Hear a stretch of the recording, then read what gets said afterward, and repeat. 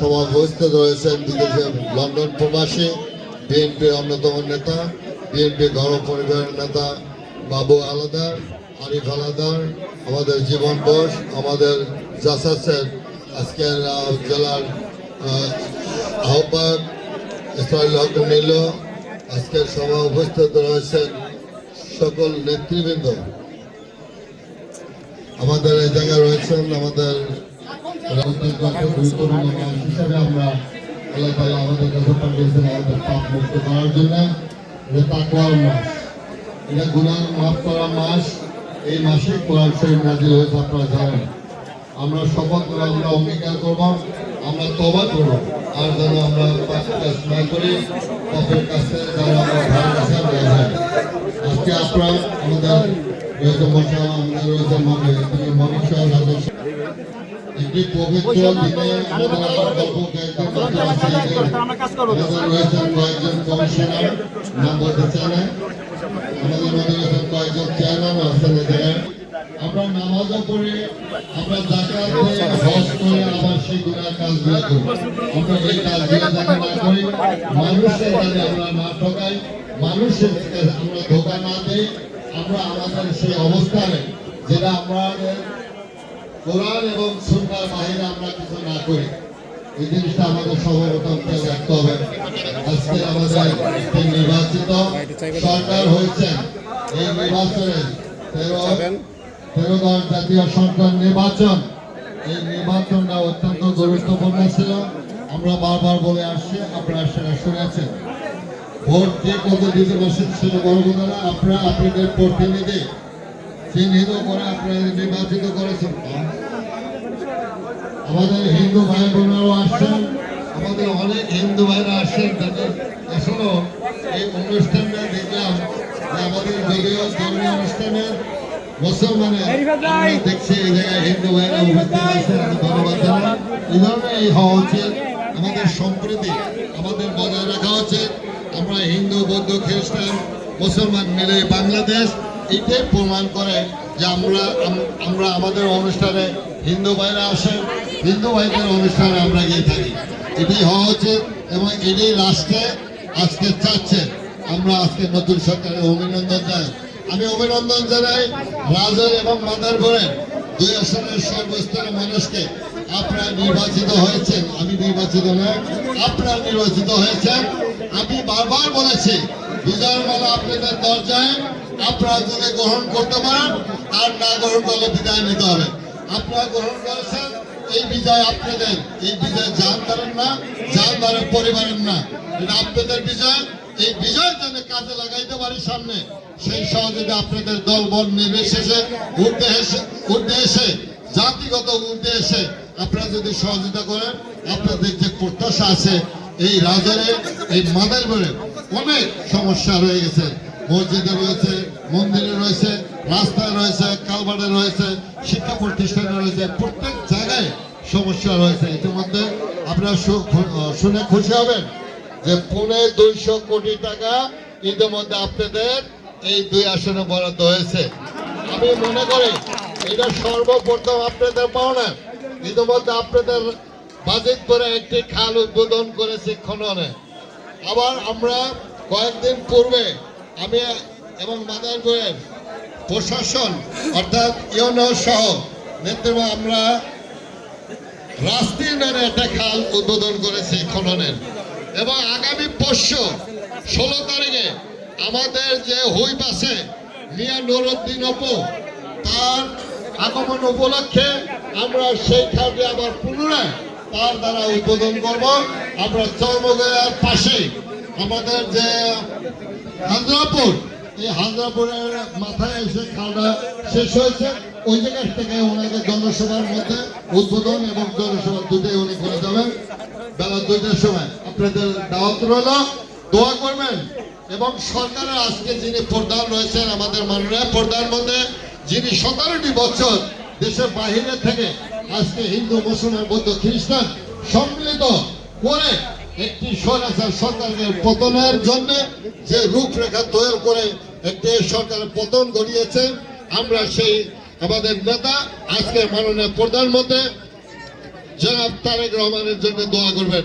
আমাদের দোয়া করতে হবে, দোয়া করবেন আমাদের তিনবারের সাবেক প্রধানমন্ত্রী, দেশনেত্রী, আপসীন নেত্রী, এবং কখনো তিনি দেশ ছেড়ে পালান নাই সেই নেত্রী বেগম খালেদা জিয়া 30শে ডিসেম্বর আমাদের ছেড়ে চিরবিদায় নিয়েছেন, তার জন্য দোয়া করবেন।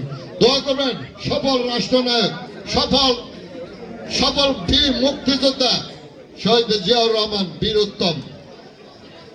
আমরা সেই দিন রাষ্ট্রপতির ভাষণে শুনলাম, বর্তমান রাষ্ট্রপতি শাহাবুদ্দিন সাহেব নিজে স্বীকার করেছেন আওয়ামী লীগের রাষ্ট্রপতির সরকার সভায় দায়িত্ব গ্রহণ করেছেন, এবং আমরা সেই 12 তারিখের সংসদে ছিলাম, প্রথম অধিবেশনে ওনার বক্তব্য শুনলাম জিয়াউর রহমান স্বাধীনতার ঘোষক। আমরা খুশি না? আমরা খুশি যে দেরি হলো স্বীকার করছেন। আমরা সেখানে অভিনন্দন জানাই। আমরা সেই সরকারের, আজকে বর্তমান সরকারের যিনি রাষ্ট্রপতি রয়েছেন, সর্বশেষ বিদায় বেলায় উনি স্বীকার করেছেন জিয়াউর রহমান স্বাধীনতার ঘোষক। আমরা সেই জায়গায় আমরা বলতে চাই, আমরা মিথ্যা কথা বলি না। আমাদের ফেরদৌস জমাদার সাহেব যখন বিএনপিতে যোগদান করলেন আওয়ামী লীগের সাধারণ সম্পাদকের পদ থেকে, আমরা বিএনপি সভাপতি করলাম, আমরা প্রশ্ন করলাম, বলেন ভাই জিয়াউর রহমান কি আসলে মুক্তিযোদ্ধা ছিলেন এবং স্বাধীনতার ঘোষক ছিলেন কিনা? জিয়াউর রহমান শুধু মুক্তিযোদ্ধা ছিলেন না, রণাঙ্গনে একজন যোদ্ধা ছিলেন এবং একজন সেক্টর কমান্ডার ছিলেন, একটা জেট ফোর্সের অধিনায়ক ছিলেন এবং সে স্বাধীনতার ঘোষক ছিল। সর্বশেষ এরা স্বীকার করে যখন আওয়ামী লীগের দেশ ত্যাগ করে। আপনারা বুঝেন, দেখেন যারা সেক্টর কমান্ডার যে কজন ছিলেন তারা কিন্তু আওয়ামী লীগের নেই, তারা কিন্তু বলেছেন জিয়া রহমান স্বাধীনতার ঘোষক। তাহলে আমরা সেই জায়গায় বিতর্কিত করতে চাই না। যার যার অবস্থানে, যার যার যতটুকু অবস্থান আছে, আমরা ইতিহাসের পথে আমরা তাই দেখতে চাই। আমরা শেখ মুজিবুর রহমানকে নিয়ে আমরা সে জায়গায় ধোঁকাবাজিও করতে চাই না। তার স্বাধীনতার জন্য, যে সংগঠনের জন্য, সুসংগঠিত করবার জন্য তার অবদান ছিল, ইতিহাসের পথে তার নাম আসুন, আমরা সেটাও দেখতে চাই। আমরা তাকে খাটো করে দেখি না। আমরা 47 সালে আওয়ামী লীগে খাটো করছেন, আওয়ামী লীগের নেই, আমরা করি নাই। ওনারা এমন কাজ করেছেন যে আওয়ামী লীগ থেকে আপনার 47 সালের জন্ম, আজকে 2024 সালে জুলাই আগস্টে ছেলে মেয়েদের চাপে উনি পালাইছেন, তো পালাইছেন, আবার উনি আওয়ামী লীগকে পচাইছেন। আমি বারবার বলেছি আওয়ামী লীগকে কিন্তু অন্য অন্য দল পচায় নাই, বাংলাদেশের মানুষ পচায় নাই। যারা আওয়ামী লীগ করেন ভালো লোক আছেন, এখনো সময় আছে।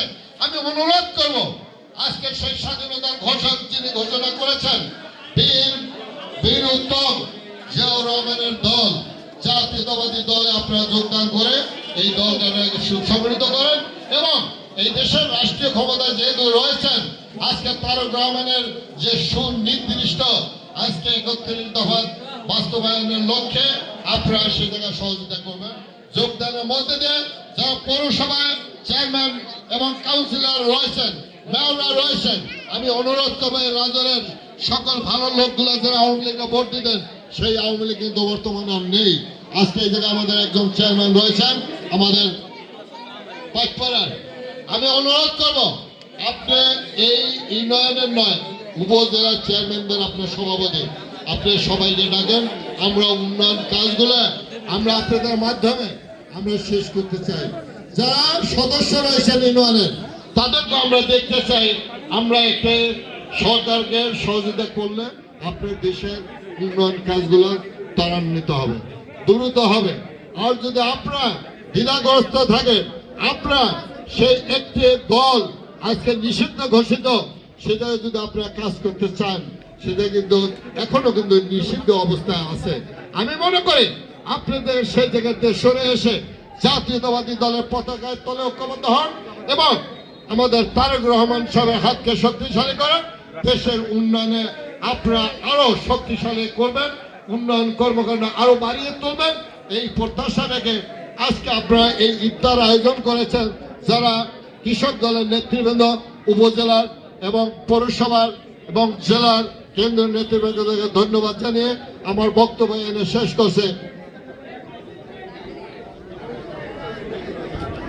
ও আমি গত কয়েকদিন পূর্বে ইদ্রিস শেখ অত্যন্ত বয়োজ্যেষ্ঠ লোক একটা মামলায় তাকে হয়রানিমূলক মামলায় তাকে দিয়ে দীর্ঘদিন কারাভোগ করছেন। আমি গেছিলাম হসপিটাল দেখতে, আমি প্রথম চিনি নাই, যখন দেখলাম কারারক্ষীরা ওনার পাহারা তখন জিজ্ঞেস করলাম এই ভদ্রলোকটা কে, বৃদ্ধ বয়সে এই অবস্থায় আপনারা রাখছেন, কোনোদিন রাজনের মানে উনি ওইটা আমার জিজ্ঞেস করলো আপনি কে, আমি বললাম আমি অমুক। তখন আমার জ্বরে ধরে অত্যন্ত মানে বহু কষ্টের মধ্যে উনি চোখের পানি ছাড়লেন এবং বহু কান্নাকাটি করলেন। আমি সান্ত্বনা দিলাম যে আপনি জামিন হবে, আপনি মুক্ত হবেন ইনশাল্লাহ। ঠিকই ওনাকে ঢাকায় নেওয়ার পরে আমি শুনলাম বাবু বললো, আরে বললো আমাদের হক ভাই লেবু এরা বললো যে জীবন বললো যে ওর জামিন হয়ে গেছে। আবার শুনলাম যে তার মৃত্যু হয়েছে। আল্লাহ তাআলা ওনার জান্নাতবাসী আমরা সকলে কামনা করি, সবাই বলে আমিন। আজকে আমাদের সকলে মৃত্যু হবে, এই মৃত্যুর খাটিয়ে উঠবে না এমন কোন লোক নাই, এমন কোন জীব নাই। আমি সে কারণে বলি আপনাদের প্রত্যেককে আমরা যেন কোনো অপকর্ম না করি, অসৎ জীবন যাপন না করি এবং আমরা এই হারামের পয়সা আমরা সংসারে আনতে চাই। আমরা হারামের পয়সা আমরা সংসারে দিতে চাই না। আমার সন্তানরা যেন আমার পরিবারের যেন কোনো ভোগ না করেন। তারা কিন্তু এই হারামের ভাগ নেবেন না। যেহেতু হারামের ভাগ তারা নেবেন না, সেহেতু কেন আমরা হারামের পিছনে দৌড়াই, কেন আমরা এই অপকর্মের পিছনে দৌড়াই? আমরা দয়া করে এই পথ পরিহার করে আমরা হালাল খাবো এবং হালাল আমার পরিবারে খাওয়াবো। আমরা অসৎ জীবন যাপন করবো না। পাশাপাশি চারটা কাজ আপনারা সমাজের দিয়ে বয়কট করবেন। আপনারা অভিভাবক পরিবারের প্রত্যেকে রয়েছেন, যুবকরা রয়েছেন, বিনয় সহিত অনুরোধ করবো যারা মাদকে বিশ্বাস করেন দয়া করে সেই মাদকটা ত্যাগ করবেন। ত্যাগ না করতে বললে 2 আসন ত্যাগ করবেন। আমার প্রশাসনের এই জায়গার লোক রয়েছেন, নেতৃবৃন্দ রয়েছেন, বিভিন্ন ইউনিয়নের নেতৃবৃন্দ রয়েছেন এবং কাউন্সিলর রয়েছেন, চেয়ারম্যান রয়েছেন। আমি আপনাদের বিবেকের কাছে দিয়ে গেলাম, যারা মাদকের শক্তি আছে তাদের এই এলাকার থেকে বিতাড়িত নয়, প্রথম তাদের বুঝান, বন্ধ করেন এগুলা এবং কোন ডিপো যদি থেকে থাকে সেগুলো বন্ধ করেন। আরেকটা আছে চাঁদাবাজি। আমার দলের চাঁদাবাজি করতে দলের মধ্যে থাকতে পারবে না এবং চাঁদাবাজি যারা এই আশ্রয় দিবেন, প্রশ্রয় দিবেন, আমি তাদের বিরুদ্ধে ব্যবস্থা নেওয়ার জন্য দলের থেকে প্রস্তুত এবং প্রশাসনের ব্যবস্থা নেওয়ার জন্য আমি ওসি সাহেবরা বলেছি, ইউনো সাহেবরা বলেছি। আরেকটা আছে ভূমিদস্যু, যারা জায়গায় জমি নিয়েই শুধুমাত্র তাদের মামলা মোকদ্দমা চলতে থাকে, এইগুলা সমাজ থেকে পরিহার করতে হবে, বন্ধ করতে হবে। আরেকটা আছে কি কিশোর গ্যাং। এই কিশোর গ্যাং বিগত সরকারের আমলে টোটাল কিশোর গ্যাংয়ে পরিণত ছিল। আইনের শাসন বলতে কোনো ভয় ভীতি তাদের মধ্যে ছিল না, পুলিশকে ছেড়ে ছিল না, কয়েকজন পুলিশের নেতৃত্বে দেশ চলতো। টোটাল পুলিশ যে দায়ী তা নয়, আজকে সেই পুলিশের কোথায়? সে কারণে আমরা বলতে চাই এই কিশোর জ্ঞান বন্ধ করতে হবে। আপনার অভিভাবক এই টোটাল কাজগুলো কিন্তু বন্ধ করার দায়িত্ব রয়েছে। শুধুমাত্র যদি আপনার প্রশাসনের কাছে ছেড়ে দেন, রাজনীতির কাছে ছেড়ে দেন, কখনো কিন্তু সমাজ ব্যবস্থা ভালো হতে পারে না। এবং এই মাদক এবং সন্ত্রাস এবং চাঁদাবাজ, ভূমিদস্যু, কিশোর গ্যাং কোনটাই আপনারা বন্ধ করতে পারবেন না। আপনাদের বড় উদ্যোগ নিতে হবে। প্রয়োজন বোধে আপনারা আমাদের ব্যবহার করেন, প্রশাসন ব্যবহার করেন। প্রত্যেকটা ইউনিয়ন আপনারা সুধী সমাবেশে সৃজনশীলদের আপনারা মিটিং করেন, এগুলো বন্ধ করার জন্য। যেহেতু আমাদের এই সন্তান তারা, আমাদের এই তো পরিবারের লোক। আমার সন্তান সন্ধ্যার পরে কোথায় যায় যদি জিজ্ঞাসা করেন, আপনারা প্রত্যেককে যদি জিজ্ঞাসা করেন, সেই সন্তান কিন্তু আর সন্ধ্যার পরে বাড়িতে বের হবে। এই পরিবেশ আপনাকে করতে হবে। আজকে আমরা জানি মেয়েরা পর্যন্ত আজকে মাদকে লিপ্ত হয়েছেন, সেগুলো বন্ধ না করতে গেলে সমাজ ব্যবস্থা ধ্বংস হবে। পরিবার তো গেছেই, পরিবারের বাবা মায়ের অনেক কান্নাকাটি কিন্তু আমাদের শুনতে হয়। সেই কারণে আপনাদের উদাত্ত আহ্বান জানাচ্ছে এই কাজগুলো বন্ধ করার জন্য এবং সকলকে ধন্যবাদ জানাচ্ছে। আমাদের নেতৃবৃন্দকে দোয়া করবেন, জিয়াউর রহমানের জন্য দোয়া করবেন এবং আমাদের তারেক রহমান সাহেব দীর্ঘ আয়ু কামনা করে দোয়া করবেন। আমরা এই আশা ব্যক্ত করে আপনাদের সকলের সুস্বাস্থ্য কামনা করে দীর্ঘায়ু কামনা করে আমার বক্তব্য এনে শেষ করছি। খোদা হাফেজ। বাংলাদেশ জিন্দাবাদ, বাংলাদেশ জাতীয়তাবাদী দল জিন্দাবাদ। বেগম খালেদা জিয়া অমর হোক, শহীদ অমর হোক, তারেক রহমান জিন্দাবাদ। সকলকে ধন্যবাদ।